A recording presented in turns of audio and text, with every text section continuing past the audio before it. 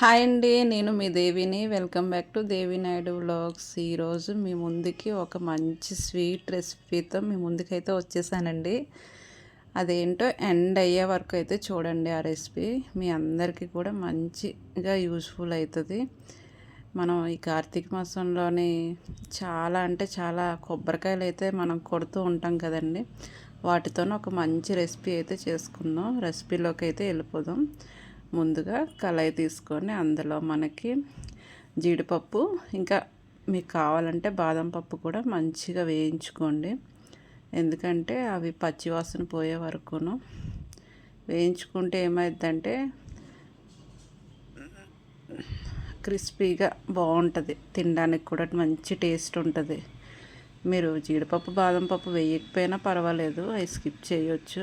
నేనైతే వేస్తే బాగుంటుందని ఆలోచనతో మీ అందరికీ చూపిస్తున్నాను. నేను ఓన్లీ జీడిపప్పు ఒక్కటే తీసుకున్నాను. మీరు ఉంటే బాదం పప్పు, కిస్మిస్ ఈ 3 రకాలు కూడా తీసుకోవచ్చు.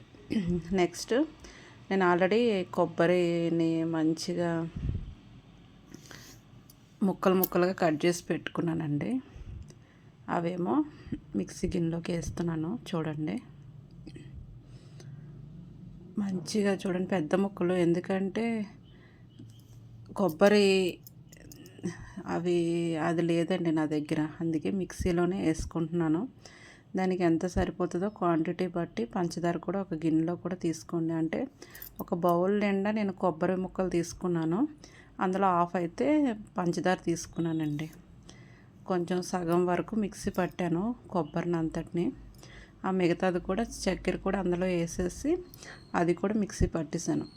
కొంతమంది ఏం చేస్తారంటే కొబ్బరి వేరుగా మిక్సీ పడతారు, పంచదారని ఏం మిక్సీ పట్టకనే డైరెక్ట్గా అందులోనే వేసేస్తారు. నేను అలా కాకుండా ఇంకెందుకు డబుల్ ప్రాసెస్, మీకు ఈ విధంగా చూపిస్తే బాగుంటుందన్న ఆలోచనతోనే రెండు కలిపి మిక్సీ పట్టేసాను. చూడండి ఎంత మెత్తగా పేస్ట్ అయిపోయిందో. అంటే మరీ మెత్తగా కాదులేండి, చిన్న బరకగానే ఉంది. చూడండి, పంచదార కూడా కలిపేసరికి మీకు అలా కనిపిస్తుంది. అదేంటంటే ఫుల్గా మనం మిక్సీ పట్టే పని అయితే లేదులేండి, కొంచెం బరకగా తీసుకోవాలి. కొందరు పేస్ట్ లెక్క అటు బాగోదు, చాలా జాగ్రత్తగా వేయించుకోవాలండి చిన్న మంటలో. పచ్చి వాసనే కాలిపోవాలి, కొంచెం మంచిగా వేయించుకోవాలి.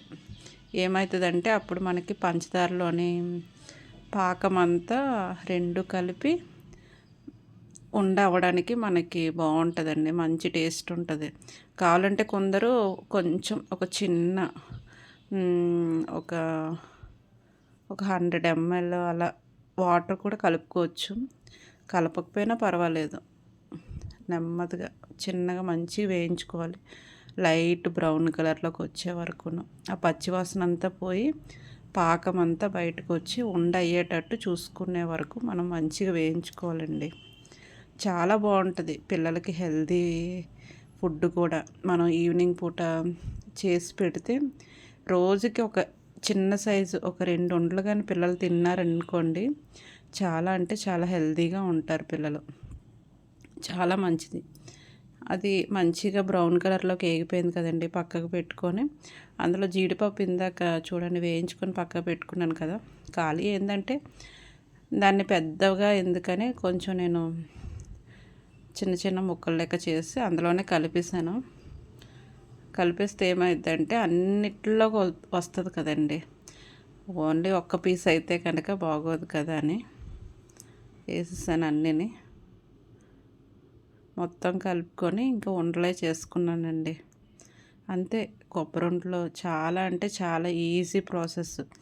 మీరు కూడా ట్రై చేసి ఎలా ఉందో ఒక కామెంట్ బాక్స్లో అయితే కామెంట్ చేయండి. వెళ్ళే ముందు అయితే కనుక నేను చెప్పే విధానం నచ్చినా, నేను చేసే విధానం నచ్చినా ఒక లైక్, సబ్స్క్రైబ్ కూడా చేయడం మర్చిపోకండి. రిక్వెస్ట్గా అడుగుతున్నాను. ఎందుకంటే మీరు చేసే ఒక కామెంట్ వల్ల నా ఛానల్ ఇంకా గ్రోత్ అవుతుంది, ముందుకెళ్తూ ఉంటుంది వీడియో అనేది. చూడండి, మ్యాక్సిమం ఒక 25 అలా ఉండలు అయితే వచ్చాయండి, బాగానే వచ్చాయి. ఈ విధంగా చేసి పెట్టడం వల్ల పిల్లలు చాలా ఇష్టంగా తింటారు. Thank you.